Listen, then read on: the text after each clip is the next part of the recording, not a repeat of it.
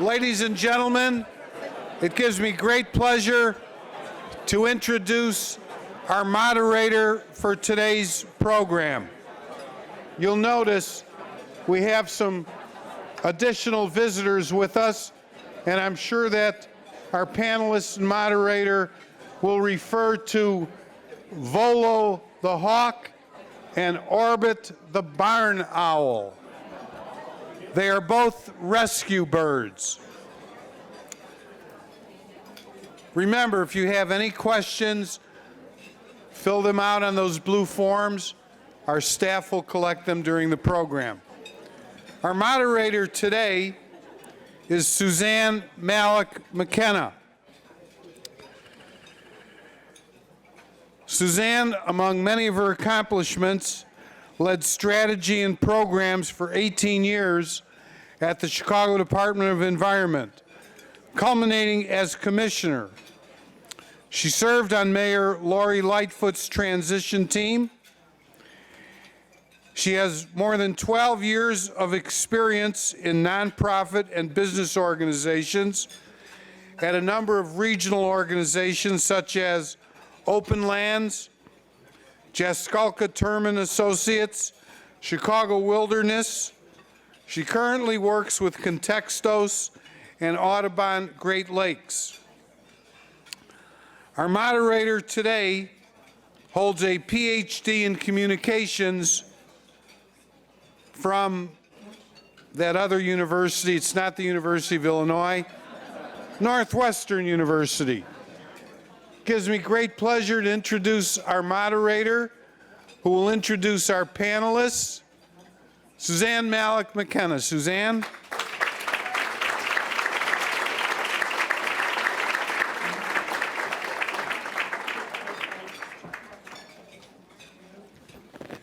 Well, yahoo. Good afternoon, everybody. Good afternoon, everybody. Yeah, that's more like it. Thank you for being here today. It's an important topic, needless to say, and I hope you will leave today learning a lot and being motivated to take action. So we're going to get started.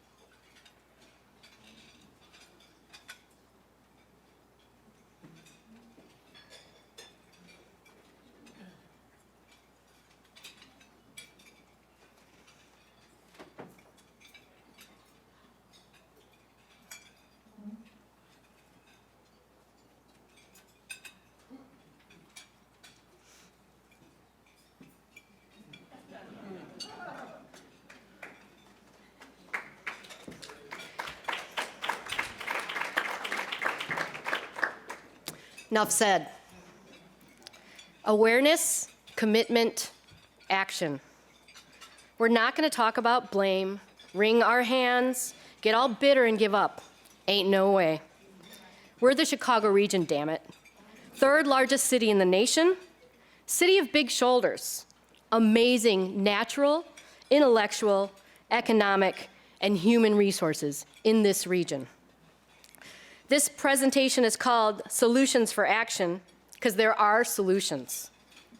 The time is right now, and we can reduce the level and severity of impact and prepare for the healthiest region possible. A healthy region is environmentally sound. A healthy region is economically vibrant. A healthy region is one that builds community for those most adversely impacted by climate, our low income, our underserved, are underemployed.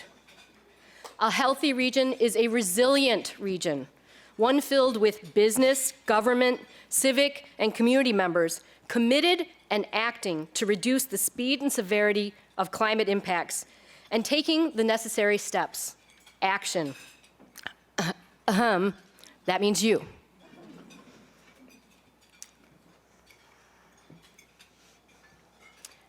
So, here's the Chicago region. 225 miles of shoreline, more than 545,000 protected acres. I'm sure Arnold can update us on this. They're going towards 90,000 on their own.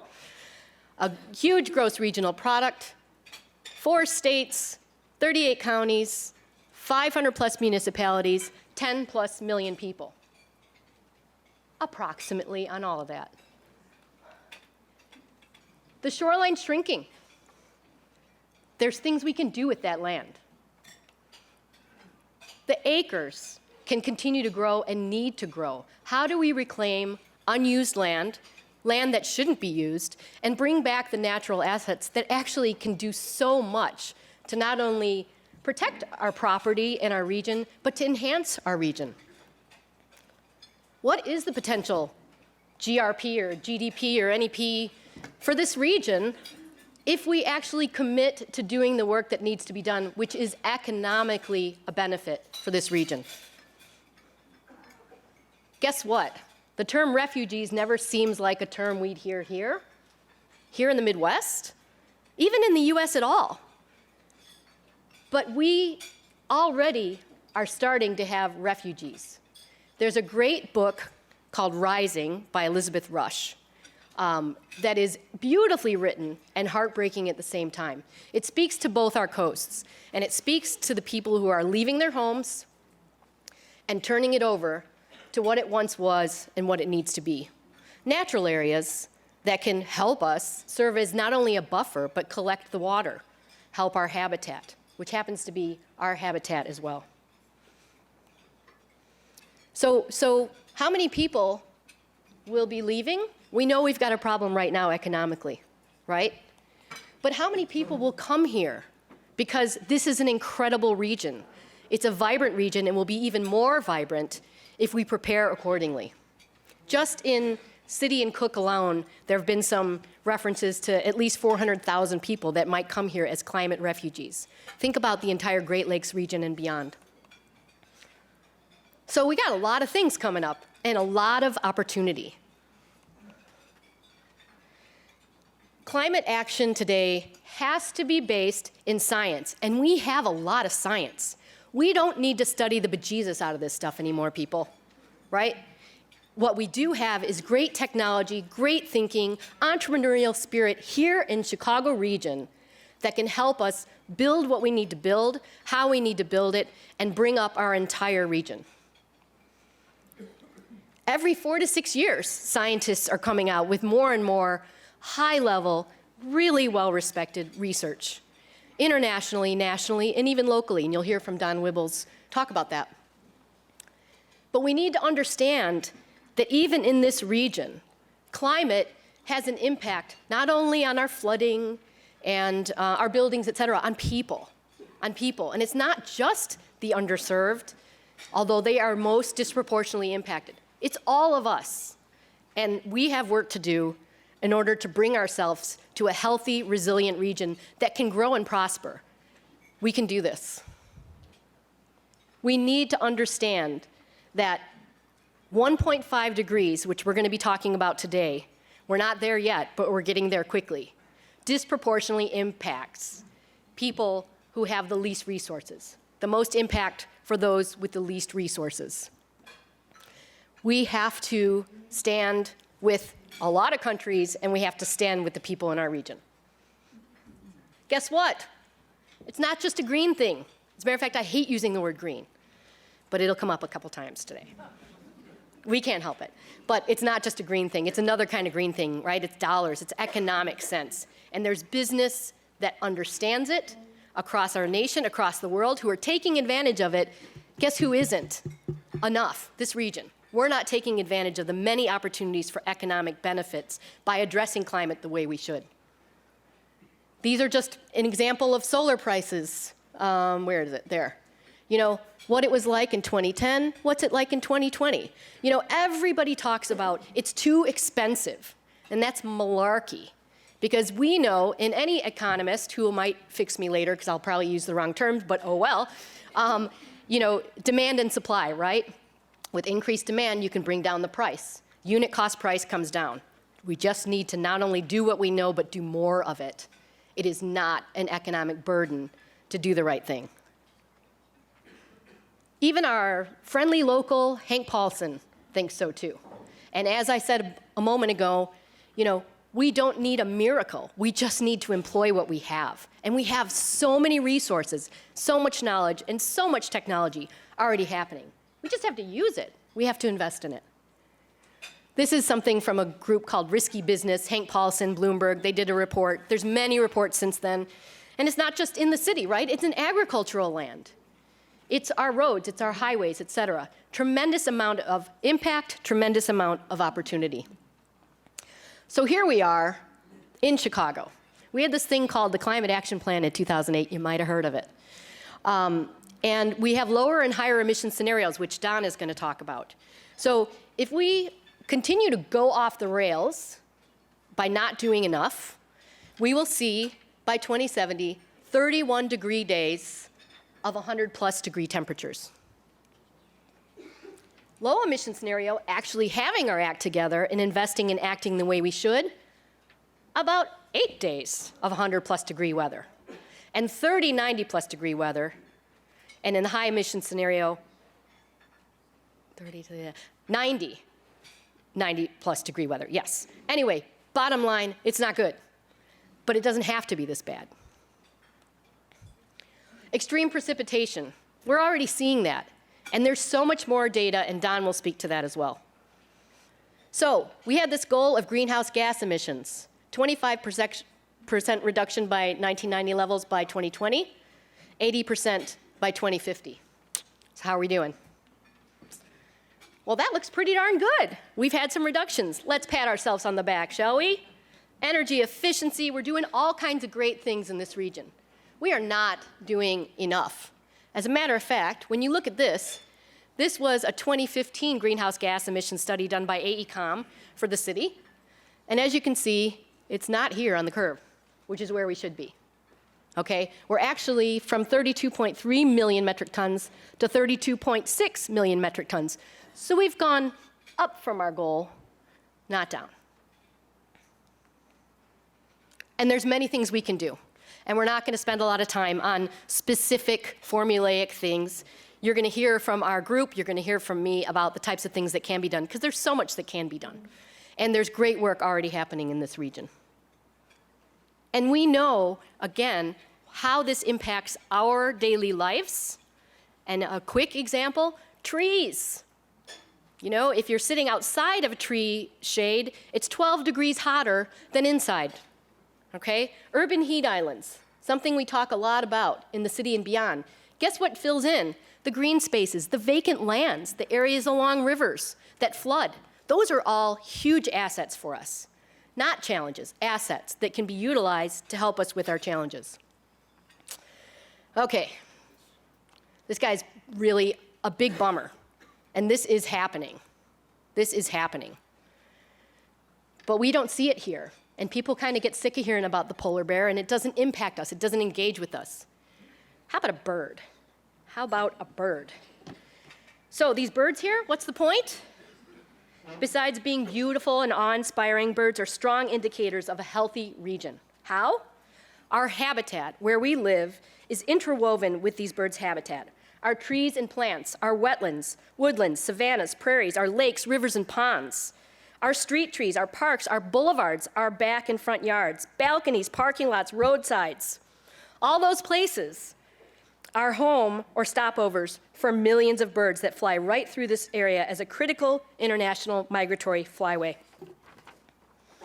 They rely on these spaces, as do the insects that birds eat, as do the plants the insects eat, as do the microorganisms in our rich Midwestern soil that insects eat. If this web of incredibly rich resources is not healthy, our own habitat is not healthy. It is much hotter. Air pollution is elevated. Our water is polluted. This would be a bummer of a place to call home. But the Great Lakes region will serve as a climate refuge for Americans who are escaping their crumbling homes in search of clean and reliable water. This is the beginning. Great Lakes are 80% of North Americans' fresh water, 21% of the world's fresh surface water. So how do we know if we're on the right course? We have many tools at our disposal, and our tools cannot be anecdotal or feel good. They have to provide measurable, verifiable data to keep us on track, and an aggressive track we must take. So, use birds as an example. Again, birds, habitat, human habitat. We know so much about birds and climate. The Audubon Society took 140 million data points and looked at hundreds of birds and tried to ask ourselves, how will they be impacted, or how are they already being impacted by climate? The impact of changing vegetation, human land use, a whole range of variables that impact their habitat. What they're doing is helping us look at where we're going to be as far as climate and as far as the amount of change that we're going to have. And Don's going to talk about this, Troy is going to be talking about it, but we oftentimes use the numbers 1.5 degrees, 2.2 degrees Celsius, and 3 degrees Celsius. And we need to address our work based on those guidelines and stay here instead of here. So there are many threats. That happens to be a piping plover. I hope I'm right. Anybody from Audubon? Tell me if I'm wrong. Whew. I thought it was. And you might have heard the story on Montrose Beach. There was going to be a huge concert this year. It got canceled because the piping plover was nesting. And I think the first clutch didn't make it, but the second did. That is activism, people. We love music, man. We dig it. But we also care about our habitat and our land and the importance that it provides. Many different threats that we see: the level of Great Lakes water, urbanization, cropland expansion, extreme spring heat, droughts, fire, heavy rain, false springs that confuse the birds about when they should be coming and when they shouldn't. 97% of our species could be affected by these different aspects if we get to 3 degrees warming scenario. Under a 1.5 degree scenario, only 20% of the species will be impacted, but they will be impacted. So we need to understand that this action is not only important for us, it's important for the birds. It's not only important for the birds, it's important for us. So these beautiful birds here, our red-tailed hawk and our barn owl, Volo and Orbit, are going to be moving on now. But we wanted you to say hi. The red-tailed hawk was raised by humans as a juvenile when it fell out of a nest. Don't do that, people. And they've had this bird since it was 4 weeks old, and it's an incredible educational opportunity, not only for all of us, but school children and people across the region. The barn owl, Orbit, has the biggest range of owls across the world, but has been on the endangered list in our region. That speaks to the fact of what we are and aren't doing for our region. I think somebody's going to tell us that that has changed, and I won't take Jerome's thunder, but that's good news, but there's still much more work to be done. So, thank you to Flint Creek Wildlife, Dawn Keller and team. They're amazing, and by the way, they do it pretty much all by volunteers, no government funding. They have a space in Barrington and on Northerly Island where they're collecting injured birds, and they work with the Bird Monitoring Network. Bird Collision Monitoring Network and a lot of other great organizations to save birds who hit buildings. Thank you for coming. Thank you, birds.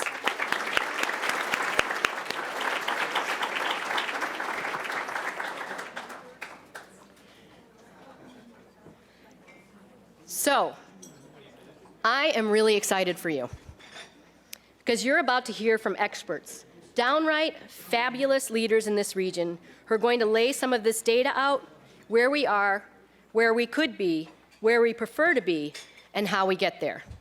I'm going to introduce our three fabulous panelists, and they can be coming up as I do that.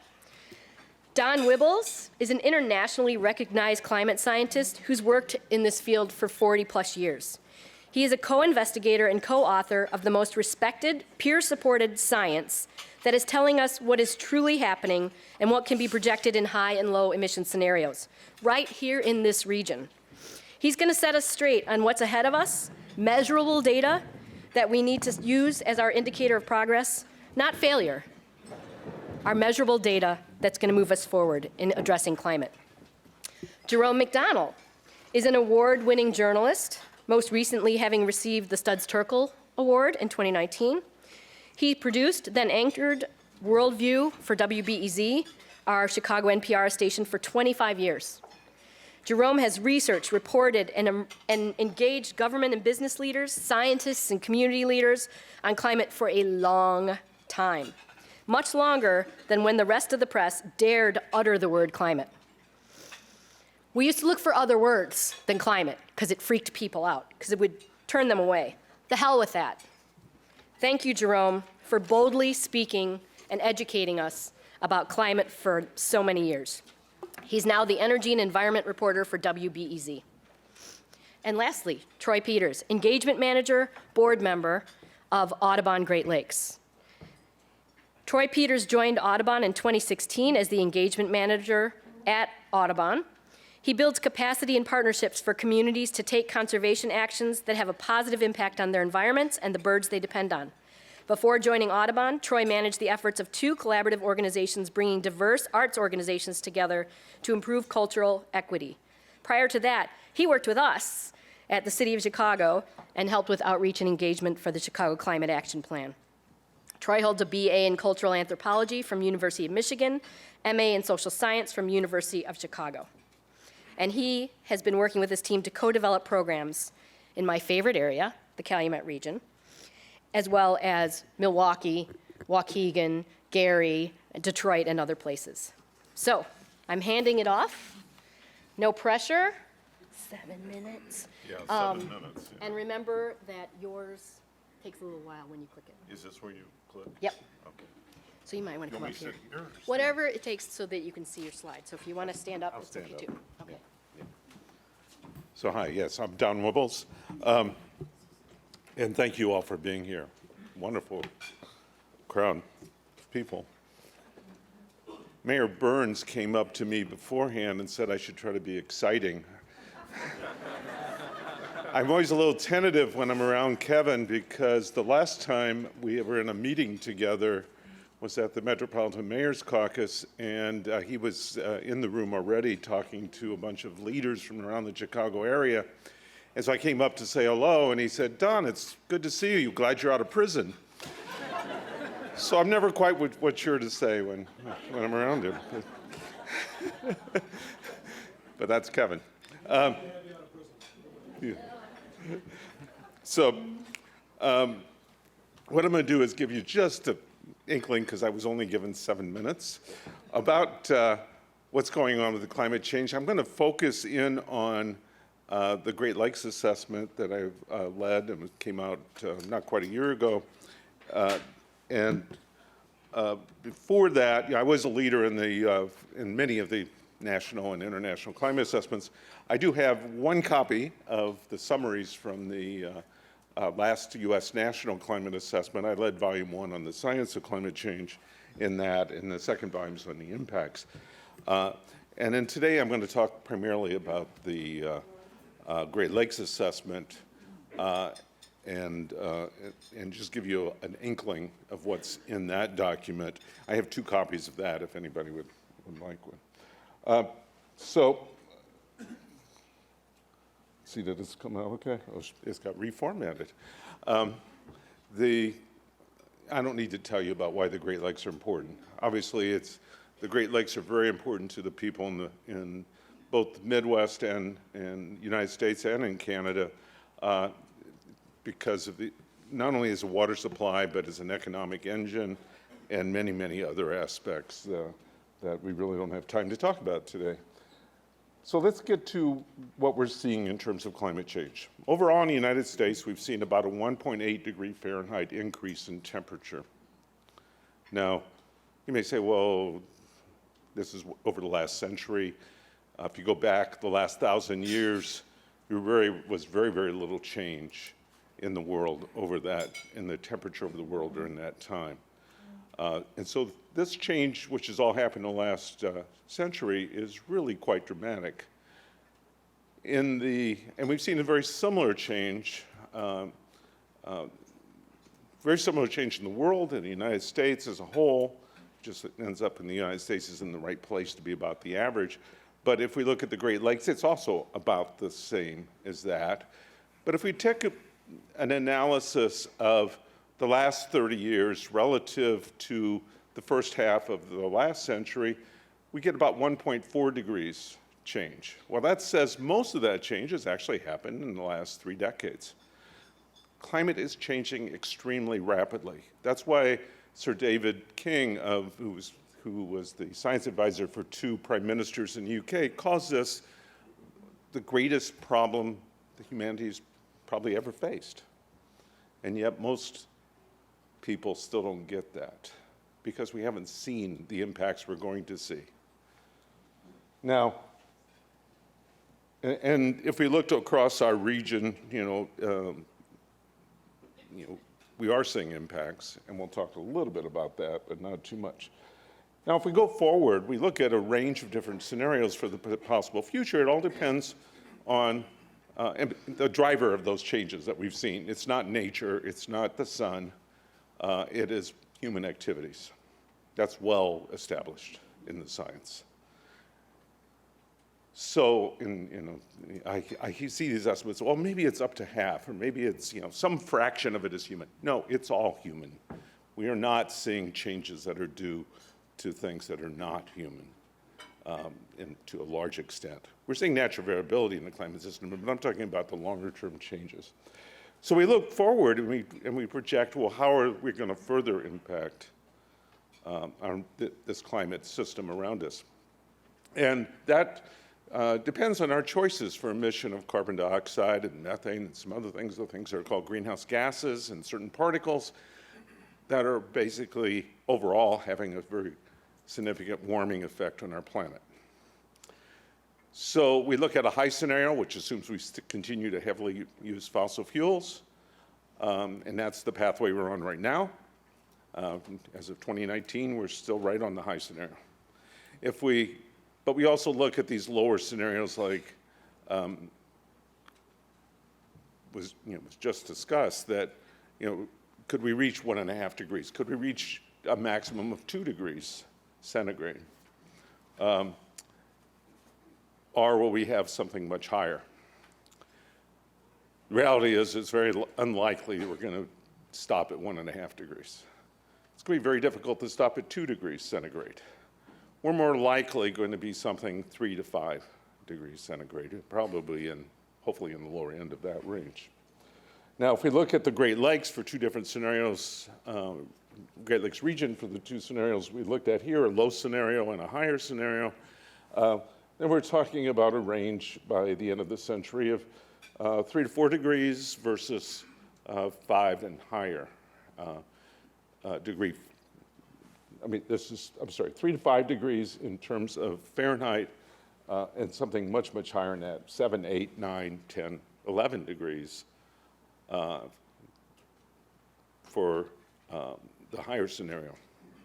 Now, you might say, well, why does all this matter? Well, if you think about the last ice age, when we had 1,000 or more feet of ice covering this region, that was about 10 degrees Fahrenheit colder than now.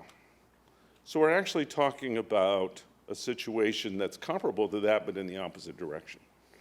That was a huge difference in our climate. This will have a huge difference on our climate and resulting impacts. And it's not just about these average temperature changes.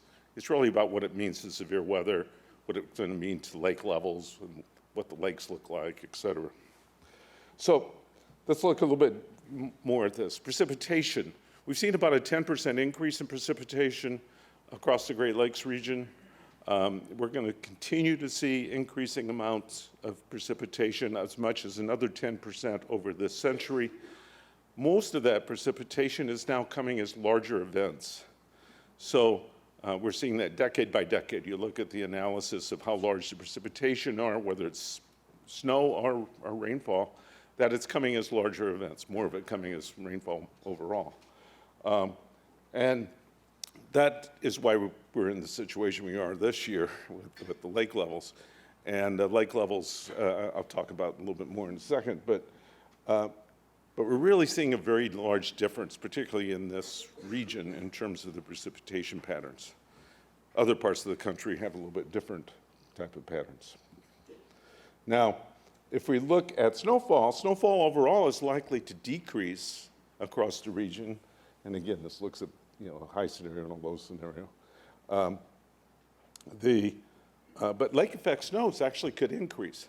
As the lakes have less ice on them and they have more evaporation, that storms can pick up more additional water vapor. That's going to mean the possibility of larger lake effect snows. That could be even a larger problem than it is now. Looking at other aspects of the lakes, looking at summer water temperatures, they've overall been increasing over the last 6 decades, and that's likely to continue. Water levels have fluctuated considerably. If you go back to the history of the observations we have of the Great Lakes, you've seen these large fluctuations from lake levels being quite a bit lower than normal to quite a bit higher, and they're in that situation now. Now, our analysis in the climate assessment was to say, well, that'll probably continue.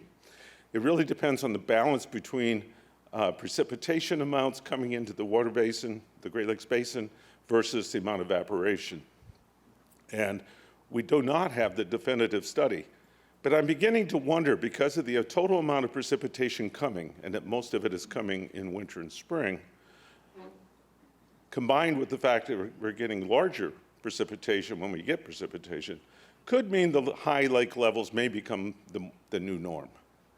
I know when I gave a presentation to the senators, to the U.S. Senate last summer, the senators from Minnesota were extremely concerned about what the erosion they're seeing. And now we're starting to see the same thing about people in Lake Michigan and Huron, where high lake levels are having an impact on property. Looking at changes in ice cover, we've been seeing an overall decrease in ice cover. That will likely continue. Duration of ice cover has also decreased and is likely to also continue. And this just shows the observations of the trend in ice cover duration. Finally, looking at, the report itself is rich in looking at many other aspects, the economic analyses and all kinds of different things. I just wanted to mention the ecology of the Great Lakes as well. The Great Lakes overall are warming. We're getting additional issues with oxygen in the lakes, and we're starting to see impacts on fish. Warmer water fish are moving further north, and the cold weather water fish are also moving further north and away from this region. Things like algae blooms have become a very serious problem for Lake Erie and could readily spread into the other lakes as they begin to warm as well. So, in conclusion, allowing the vast, beautiful natural resource of the Great Lakes to be taken for granted and degraded through human activities, including the effects of climate change, is not an option. We all need the Great Lakes to remain healthy, unpolluted, and productive. Now, I do think that there is a need for a more technological evaluation of the Great Lakes than what we did in this little assessment, where we pulled together 18 experts and tried to just say, well, what does the literature tell us right now? We need to really look at the questions about what the Great Lakes water levels are going to be like, what the lakes themselves are going to be like in the future.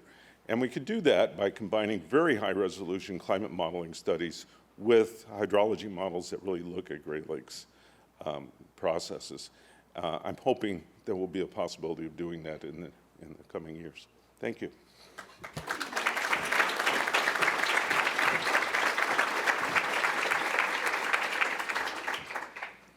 Jerome, please help us. What can we do? We can ride our bikes. Yeah. Do you want this? Do you want to come up here or you want to do it from there? I could, I'll stand up. Stand on up. That's me. And that's in November. It was the first snowfall, that wacky first snowfall we had, and our WBEZ photographer ran out to take pictures of people in the snow and things like that. And they came back and they put a bunch of pictures on the website. And then about 3 o'clock in the afternoon, somebody came over and said, "Hey, is this you?" And they had put me, one of the wacky guys riding his bike in the snow.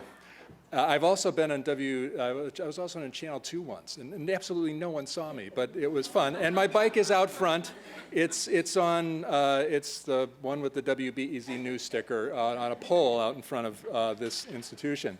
And I mention this not as a point of pride or anything, but there's been a really nice thing that's happened in the 20 years I've been riding through the loop every day at rush hour. It used to be just me and the bicycle messengers, and now it's me and everybody. It's people of all walks of life, of all ages, of all colors, walking around and going through, riding around with me. Even in the middle of winter, I've got some companions now out there in the streets. And it's been incremental change over the last 20 years, and I just hope for more.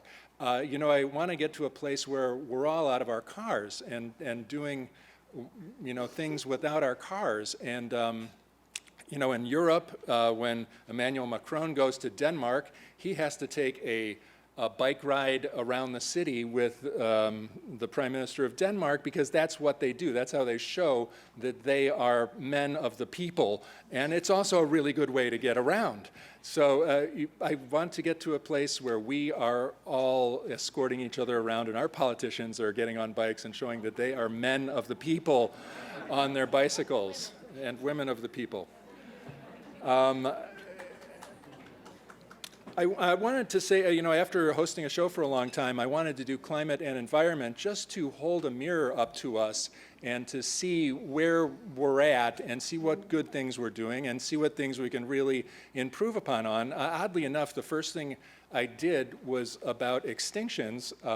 I'm concerned about the billion things the UN says is going to extinct. I thought, well, there's got to be some stuff going extinct around here that we should know about. And the Illinois Endangered Species Protection Board, I knew that they update every 5 years their endangered species list. I went down there in November to see the finalization of this update. They have people. These people are all volunteers, botanists, all ichthyologists. They all go out and figure out what's going on. And one of the bright spots this year was the barn owl coming off the list. The barn owl was a charter member of the list.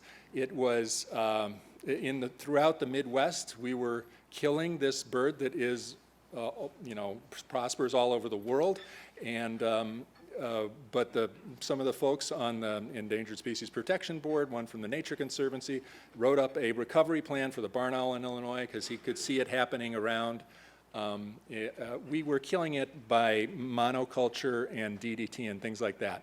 And it was a pretty simple recovery plan. They also needed places to live. The number of barns in the state is dramatically down from all the metal boxes. So they just started putting up barn owl houses, and the Illinois Audubon put up a bunch of barn owl houses, and they prospered because they mate like crazy. I don't know if you know, these things are demons.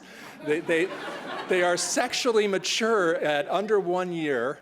Then they start laying like 8 or 9 eggs at a time, unlike other raptors, which are like 1 or 2. And then and they mate the whole time they're breeding. They're 9 times a night. I'm telling you, it's crazy. So and then the little babies, they fly like crazy all the way across the country to find new places. So they'll go to Virginia, they'll go to the Dakotas to find a new place to live. And we were killing these things, because they didn't have any mice and they were poisoning them and they didn't have anywhere to live. So it was a pretty easy fix. I got to talk about some other stuff. I didn't even mean to talk about that, but those barn owls really get me going. All right, what's the next slide? I didn't even do this. I can't see it.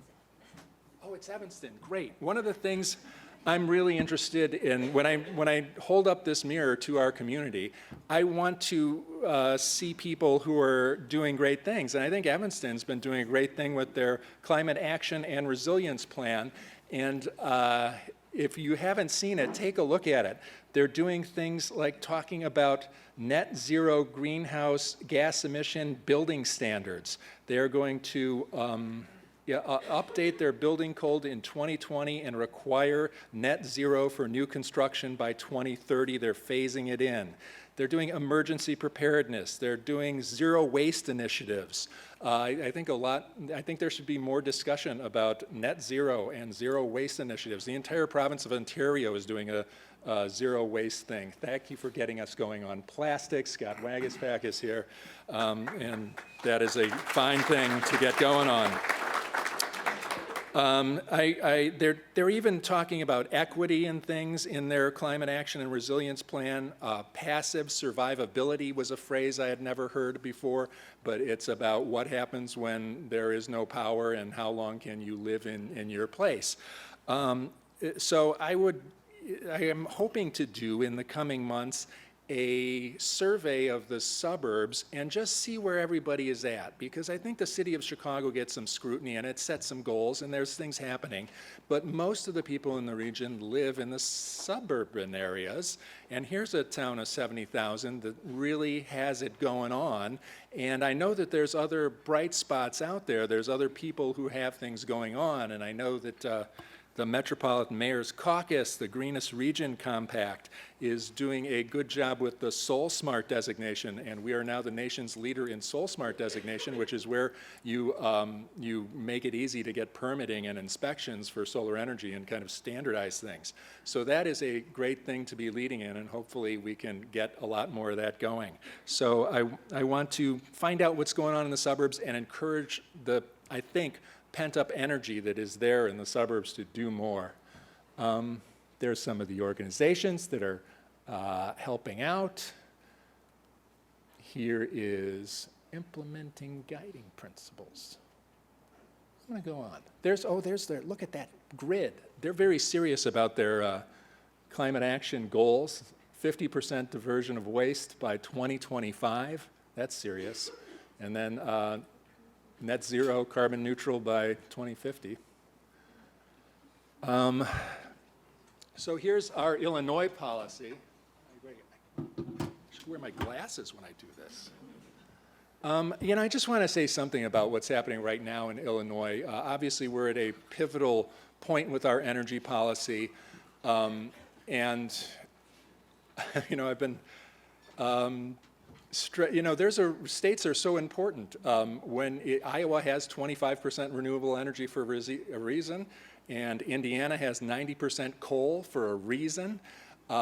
We have the ability to make the changes we want in Illinois and get the kind of energy cluster that we want. The hard part is, the people who control our energy policy are sometimes kind of fixed on the way that they wanted to do things. And you can see this playing out in Davos. You can see this playing out in Washington. You can see this playing out here in Springfield, in this place. We have people who've controlled energy policy for a long time and have shaped it in legal and illegal manners, it turns out. So we're in a spot now where we've got all this energy behind the Clean Energy Jobs Act. We've got a lot of energy behind Path to 100. We've got these ideas out there, and there, I think, are new opportunities in this legislative session. It seems like we could craft something that would be really good for this region, and I hope we do.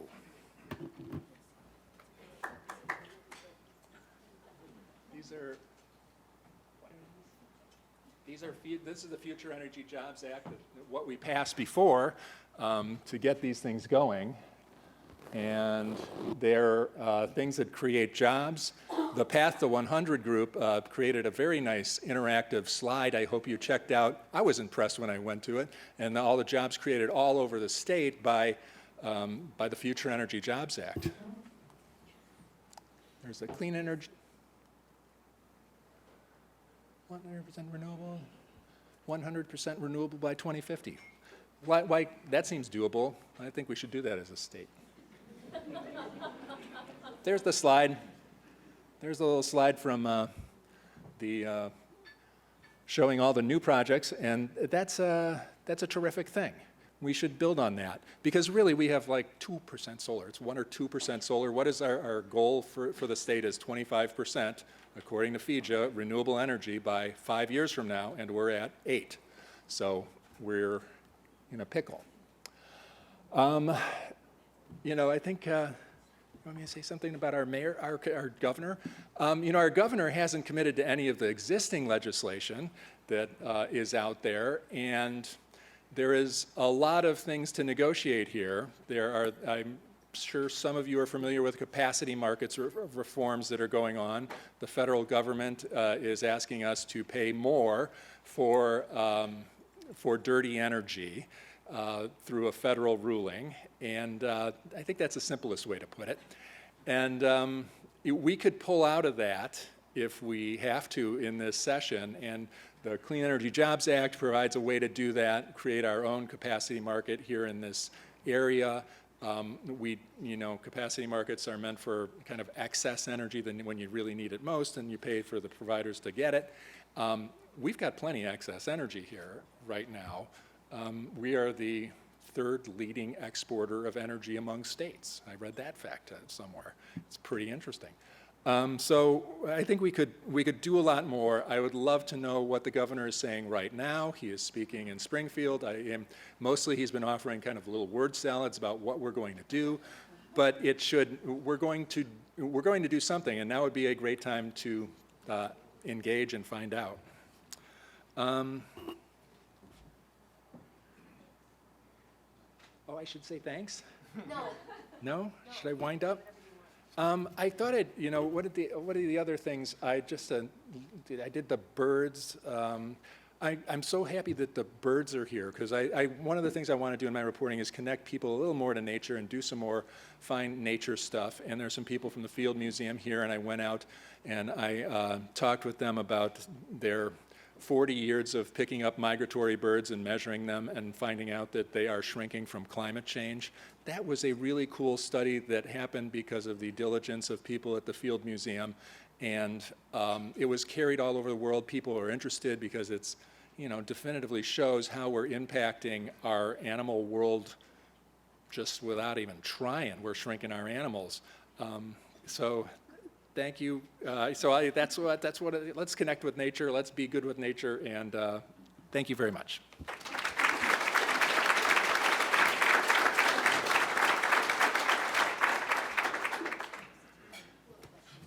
We're going to have questions in a little bit, but first let's hear about the birds.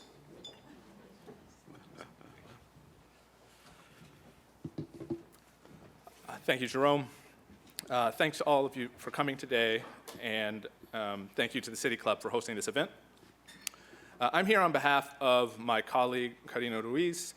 She was regrettably pulled away from the event today with a death in the family, so our thoughts and prayers go out to her and her family.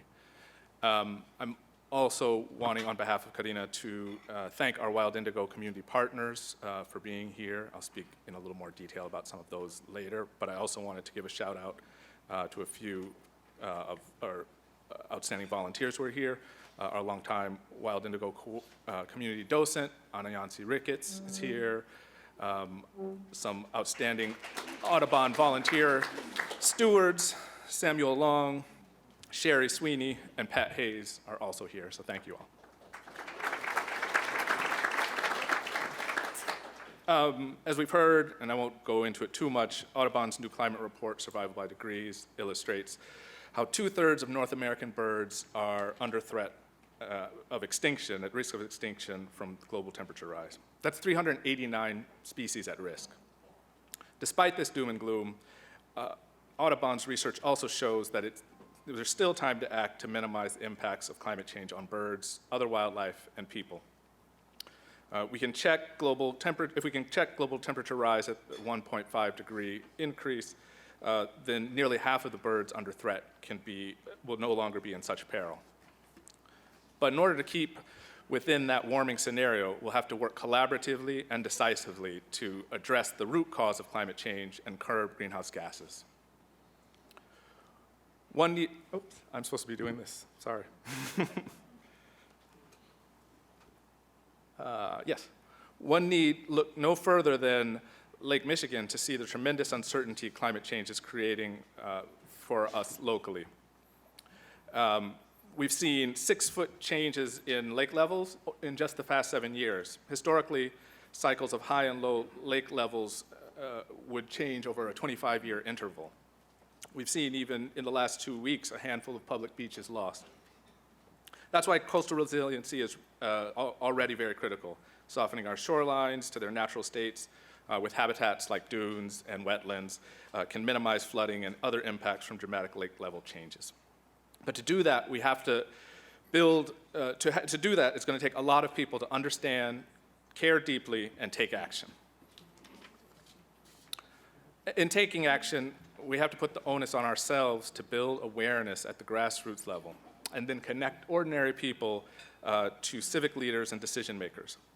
In September, Marnie Urso, pictured there, our policy director, organized just such a connection, taking Republican Congressman David Joyce on a bird walk in his Northeast Ohio district, along with leaders from local Cleveland area Audubon chapters.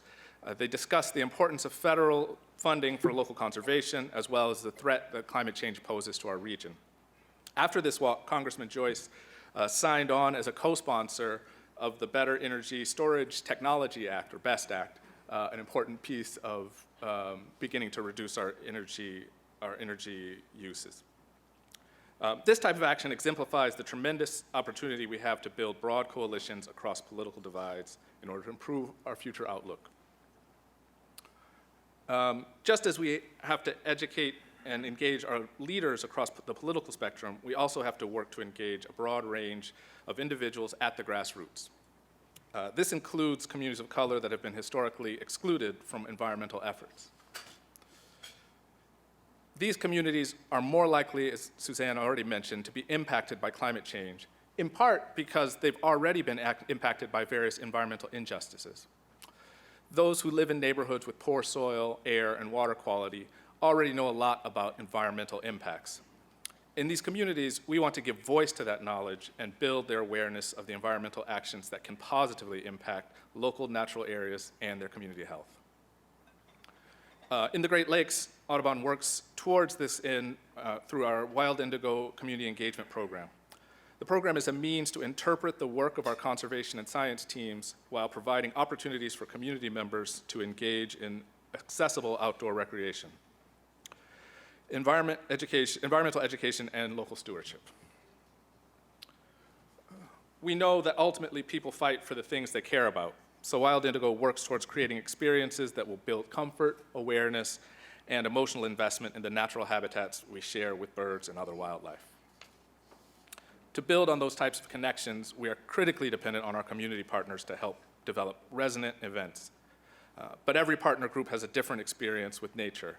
And in these events, Wild Indigo staff build on our partners' existing knowledge, interests, and experience levels. In some cases, we work with partners like Family Rescue, a domestic violence agency on the Southeast Side, organizations who are new to environmental work but have a strong sense of their constituents' concerns.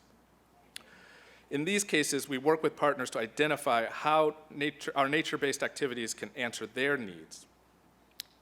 Family Rescue wanted, in this case, to expose the mothers they work with to local opportunities that would be good for their children.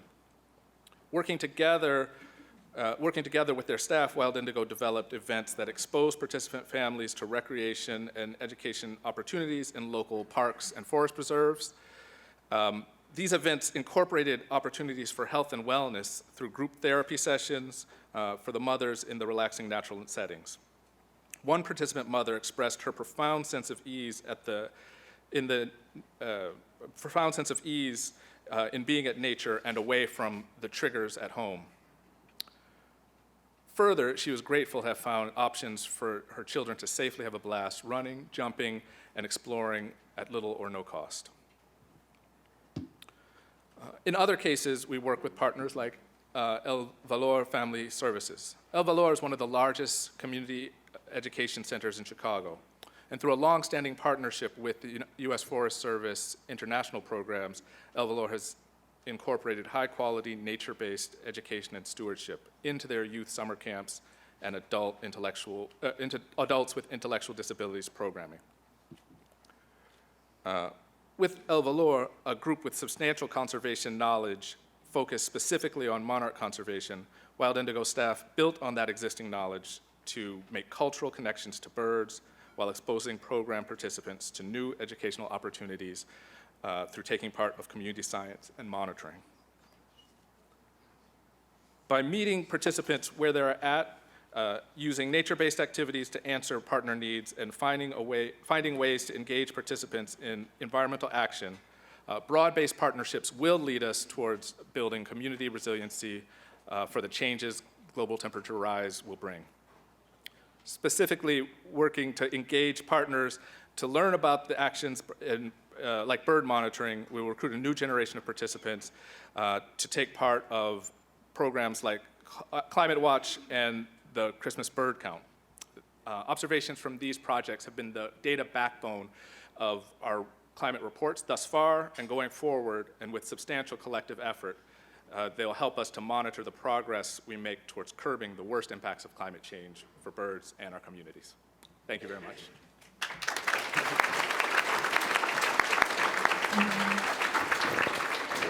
Ed, you have to let me wrap up really quickly, and I promise I will. I'm not going to blame it on anyone for talking too long, but anywho, so just quickly, we have big picture regional opportunities here to fix our challenges in a way that makes an economic benefit. Our highways, one thing, just think of one thing. Instead of petroleum-based, there's recycled plastic, there's highly reflective, there's natural areas along the side that capture our water. We have to capture our imagination and use the right technologies and invest in the things that we know will help us with adaptation and resiliency. The Greenest Region Impact is part of Metropolitan Mayor's Caucus. These are tools that you can use. The B corporations have tools, and the United Nations Sustainable Development Goals today is announcing a tool that businesses can go on and look at how you can make your business more sustainable. Please use that tool, it's awesome. I'm going fast in case you can't tell.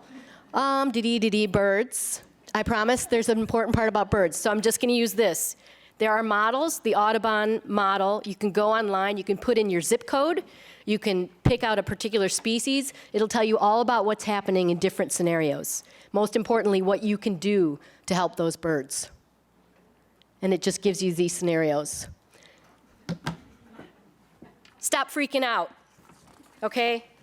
Stop competing, help each other, find your strength and work together. Whether you're a business, a nonprofit, a funder, anybody, find your strength, work together. There's a lot we can get done. Thank you very much. I know, I'm here for questions. Don't go away, Suzanne. And if anybody has a question, oh, Shelby? Sure. Okay, give us a little break. We'll get you out of here by 1:30 at the latest, which means we're breaking one of the rules of the City Club, but blame it on me. Okay. Hey, this is from Alderman Wagaspack. Don't rest easy. Anyone can handle it, but you could too. Susan Malec-McKenna drafted the first Chicago Climate Action Plan over a decade ago. What is Chicago doing today as a city and regionally on all these issues to renew the Climate Action Plan? Go at it, gang. I'm just going to say not enough, obviously. There has been work done with the previous administration, and there's a commitment from the new administration. Chicago Metropolitan Agency for Planning is putting together a major climate action effort that will help municipalities in partnership with the Greenest Region Compact with Metropolitan Mayor's Caucus. As far as a plan, a strategy, an aggressive set of things going on, we ain't got it. We need it. And I think it's not just relying on our mayor, not just relying on our government or our county presidents. It's all of us and pushing for it and saying it needs to happen. Okay. Gentlemen, how about handling this question? We'll give Suzanne a little break. All of us should be concerned about the effects of climate change. Yet people aren't going to stop flying on airplanes or driving cars. What are 3 practical things each one of us can do to help mitigate the effects of climate change? Don, you want to give us your list of 3? Sure. Oh, I don't know if this is on or not. When I give a public talk about climate change, I have a whole page. There's like 20 items there, things that people can do. The most important thing you can do is talk to your representatives in the government and leaders. Get them to move on this. We got to have action. And how you vote, of course, makes a difference there. But also, there are things we can be doing individually that make a difference. Put solar in your house if you can, but more efficient appliances. Something as simple as using more efficient light bulbs. Look at how you're using energy. It saves you money. It's a win-win for you personally, but it also means that we require less fossil fuel burning. So there's a whole range of other things. Getting more efficient vehicle as you look at that. A plug-in hybrid or something. I'll weigh in on that question too. Electric cars are a thing. There only 4% of people bought electric cars in Illinois last year. I think we can do a little better. They're great. They're better cars. I've had one for 3.5 years. I've replaced the rear windshield wiper. That is the only maintenance I've done. I wanted to say, don't eat meat. I mean, it's if you want to do something, don't eat meat. And I question the supposition that we have to do as much flying as we do. I have taken airplane rides, but I haven't taken one for 3.5 years. I don't mind kind of readjusting my life. My wife and I just decided, well, we can vacation here in the Midwest and have a great time. We went to Lake Superior, had a great time. We don't really need to, be on the other side of the planet to have a good time. There's a lot of great stuff right here. So I've been trying Jerome, to do you could more of take your bike and go out to Arnie Randall's Cook County Forest Preserves. There's some wonderful bike trails there. that. Don't you think I do it? And, okay, Troy, would you like to? Yeah. One, I just want to point everyone to the form that's on everybody's chair. It has several actions that you can take. The main one of which that we're pushing is, just as Dr. Wuebbles suggested, is really make sure to communicate to our policymakers the importance that this issue has and the need for solutions as soon as we can get them. The second thing is stay involved with various conservation activities here in the region, green projects, restoring natural habitats, sequester carbon, they provide resiliency. So those are collective things we can do. The third, I would say, is we can't do this alone or even with the choir that may be in this room. We have to connect with groups that are not here and are not typically connected. And so that means, and sometimes that groups who feel a way about not having been involved. And so we have to have a sense of urgency, but we have to have the kind of patience to build those relationships and meet people at an eye level so that we can. Troy, great lead into this next question. It's from Heidi Graham. She's with the League of Women Voters, which I believe is celebrating their 120th anniversary this year. Let's give them a big round of applause.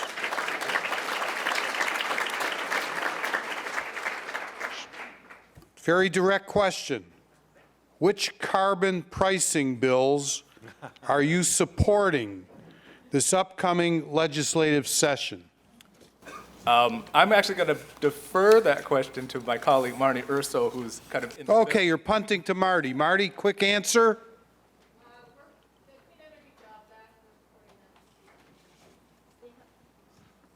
Did you say the Clean Energy Jobs Act? Okay, anything else? Okay, everything's on the card. Good. This is from City Club member Mike Ripani. Where are you, Mike? Right over there. You know him, huh, Don? Yeah. Okay. That Mike. Aren't there emerging technologies that can reverse the adverse effects of climate change? So it means, so if we get into adverse effects, then you're trying to respond to that. Then you're talking about what is called geoengineering. And there are ideas out there, none of which have been well tested, evaluated, and I have grave concerns about any of those. Let's say we put particles in the upper atmosphere so they reflect sunlight that cools the earth, but then it starts affecting plant growth on Earth and affects fish and or, wildlife of various sorts, including birds. And, you know, we wouldn't want that. Or it affects the monsoon hitting India or Southeast Asia. We wouldn't want that. We don't understand those things well enough. So before we think about anything related to that type of geoengineering, where we're trying to change the climate in a different way, I think we need to be really careful about dealing with, about trying to correct Mother Nature through something we've already done to Mother Nature. So Yeah, I will say, you know, Microsoft saying they're going to put $1 billion into this kind of thing, it's crazy. I just decarbonize. Just give us the $1 billion. We'll buy some electric buses for this town or something. there are some approaches developing to remove carbon from the atmosphere. That's fine, and that's, you know, you can do part of that through reforesting, but you can't do all of it. So if you can develop that technology and it's economic efficient enough, then great. But be very careful about geoengineering. Okay, we've got several questions from CMAP, the folks at Metropolitan Planning Council, and they're going to be speaking at the City Club later this spring. So they're out here in mass. This is from Audrey Wenink. Audrey, where are you? Okay, I apologize because I can't read all your printing. Our state's GHG, I believe, target is to get to... Gases. Okay, thank you. We both went to the U of I, but he was on the science side of campus, I was on the LAS side of campus. Green Street. Green Street, that was the division, the Mason-Dixon line. Our state's GHG target is to get to 1990 levels by 2020. Are we going to achieve that? No. Okay.